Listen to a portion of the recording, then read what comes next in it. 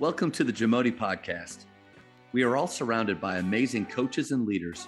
So let's get an inside look at not just what they do, but how they do what they do. After all, becoming the best versions of ourselves is Jamodi, just a matter of doing it. Coaches, the Jamodi podcast is powered by Ballogy. Manage and measure your players' skill development and increase accountability year-round utilizing the Ballogy app. Boost inter-squad competition with drills backed by the National High School Basketball Coaches Association, including a 40-shot Ballogy skills assessment. Please visit ballogy.com/teams for information on how you can provide this resource for your team.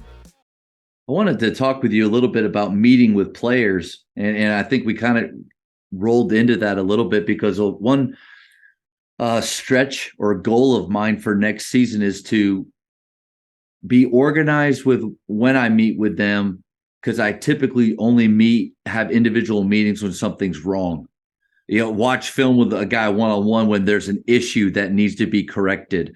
But what if I brought them in on a regular basis, and sometimes it was really just to celebrate them, or even have nothing to do with basketball at all? But how do you meet with players? Yeah, that's very, very important. And I feel like even in high school, I started to see this. I used to meet with the players and their parents even before school started. At one point, right before school started, to let them know, here's where I see your kid playing, JV, varsity, all that. Just really preemptive strikes of communication to me are vital. But here, as soon as school starts, first 2 weeks, we'll meet with every kid individually, 30 minutes. A lot of times we'll give them questions, just sort of get to know them. Some of them, the kids that have been around a while, I'll have them bring questions for us as coaches, what they want to know. So we'll spend at least 30 minutes with each kid the first 2 weeks of school, just strategic.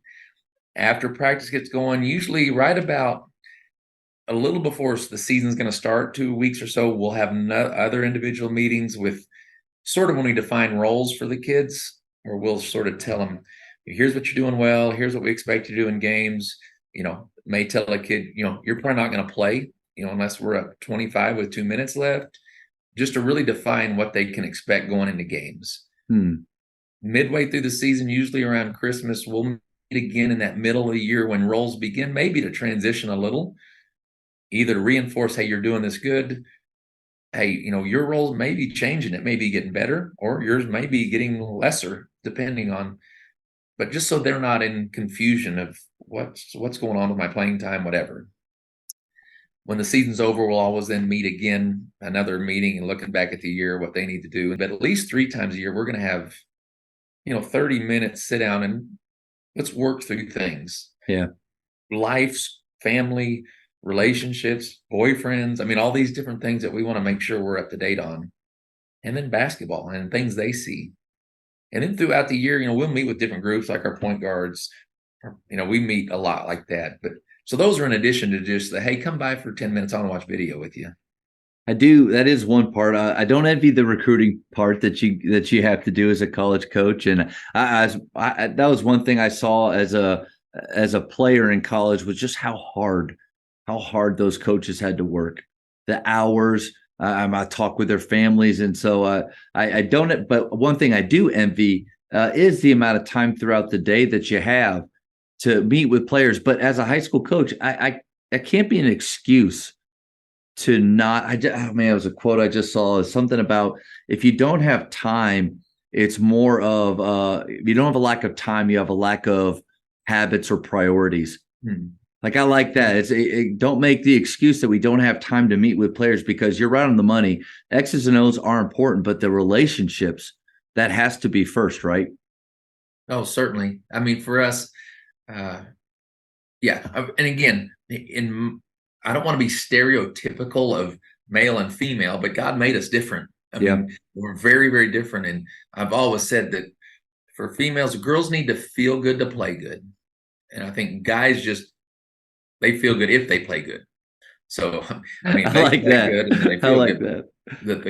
I think for us, to them to feel, and when they feel a part, like whatever their role is important, and they can understand it, and they're all in. It's the confusion, it's the lack of clarity that usually creates that frustration in a player or in a team. And so, it's important for us even to define those roles in front of the team.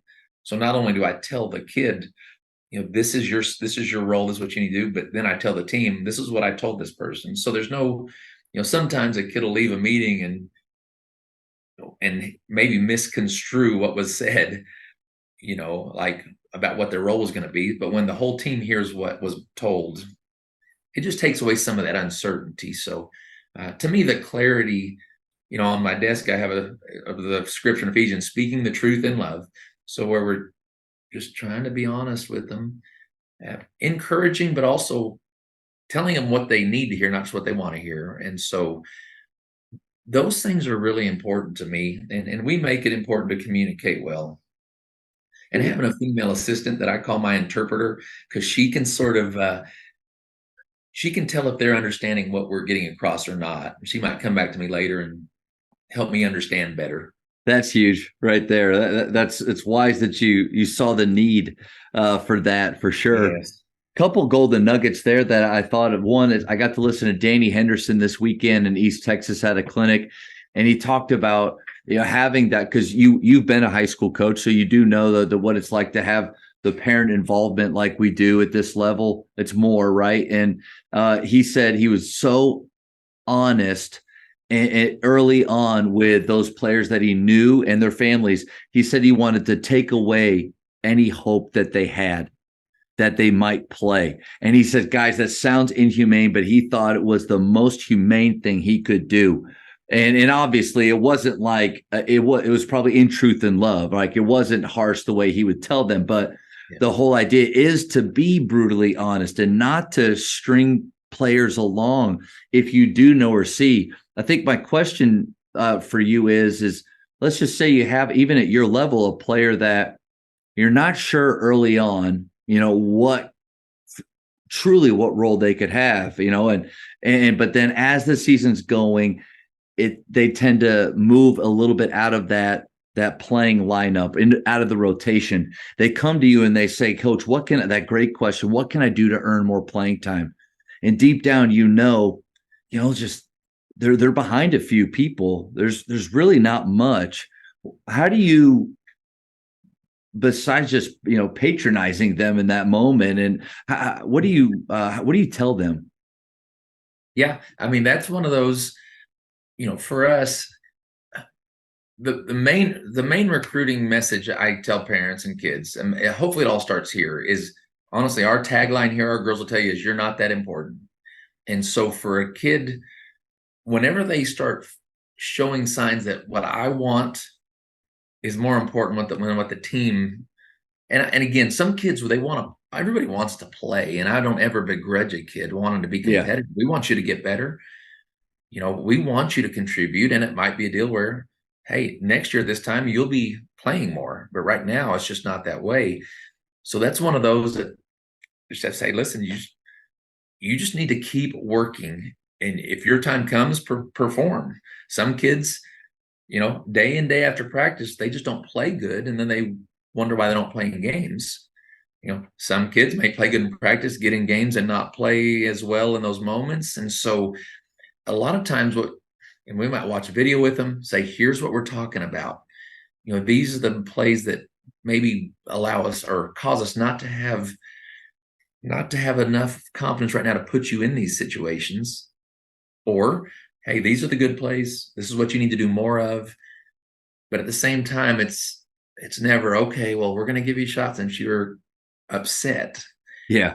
There've been players we've had over the years that we've said, I mean, if you're not going to be able to enjoy playing, if you're not playing game, we'll find you a school. We can help find a school that you can play if it's all that matters to you is playing. But if you need to see what else you're giving and getting out of this.